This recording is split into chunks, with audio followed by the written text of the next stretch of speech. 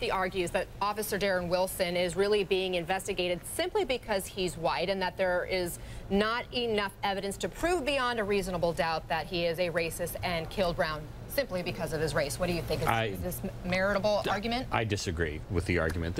Look, this is just an investigation. Officer Wilson has not been prosecuted yet, but certainly there are appropriate grounds to investigate him for a civil rights violation.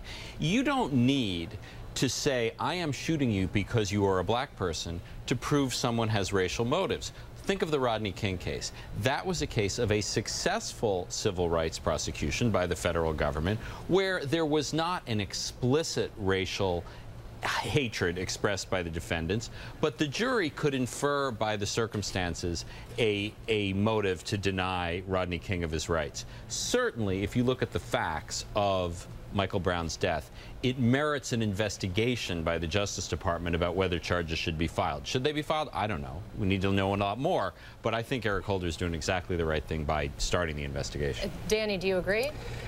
Well, look, the Department of Justice is a political creature. That's not a criticism. It's actually the way it's designed under the Constitution. What do I mean by that? I mean this. Federal law is so broadly drafted, and this is a perfect example, that arguably under Section 242, the color of rights deprivation that we're talking about, virtually any police excessive force case could arguably be a violation of a federal law. The reality is that the federal government doesn't prosecute the vast majority of these because, as it's designed to, it leaves that prosecution to local authorities under local law. So the decision by the DOJ to ever prosecute is, by definition, a political decision because they are designed, they have to cherry pick.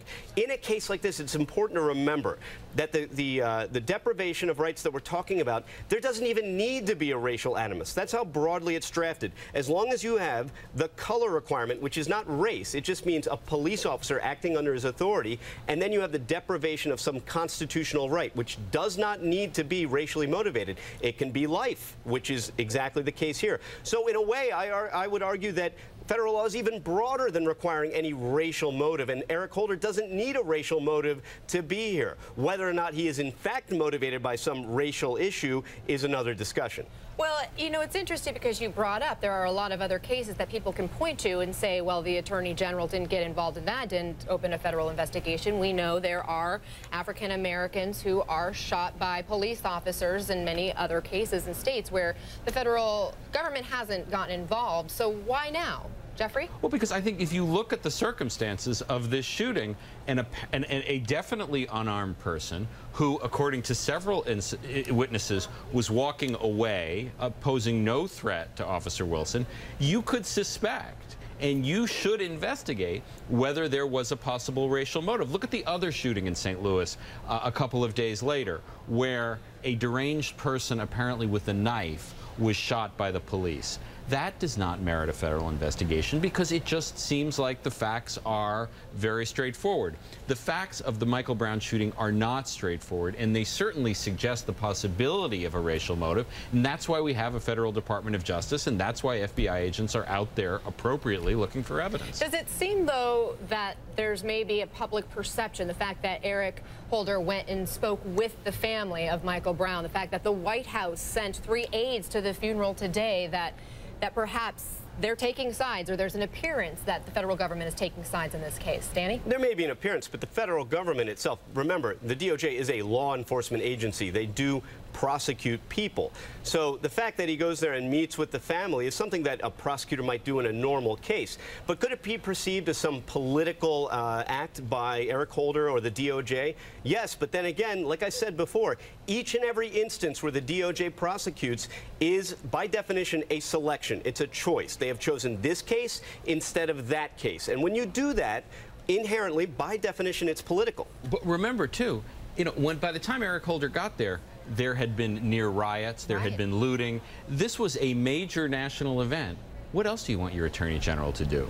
I mean, does this not strike you as important enough for his attention? It struck me as plenty important enough. The chief law enforcement officer has to go to a place where there was a major civil disturbance. That's why we have Attorney Generals. Final question. I mean, can we have a fair trial given the amount of, you know, the media attention this case has already received, and the fact that the government has already come out and said, we're going to get to the bottom of this, and it's possible your family was wrong. Well, if you want to talk about local government is certainly designed to and capable of handling this prosecution, whether they move it to another venue or keep it local. What exactly the federal government's role here has yet to be defined. I will tell you this, federal law is so broadly drafted that their potential interest in this case can be whatever the heck they want it to be. You know, those of us in the news media, we always think people are following things so closely. There's no way you can get a jury that didn't pay close attention. Most people out there in the world, they don't pay that close attention to the news. You will not have a problem getting a jury in this case. Perhaps it'll be moved out of the St. Louis area. Perhaps there'll be no trial at all. No one's been charged with anything.